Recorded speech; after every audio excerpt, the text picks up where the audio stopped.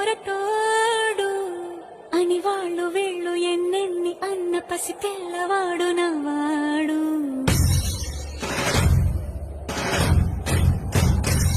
విడుముండోడు అని ఊరు వాడ అనుకున్న గాని మహారాజు నాకు నవ్వాడు.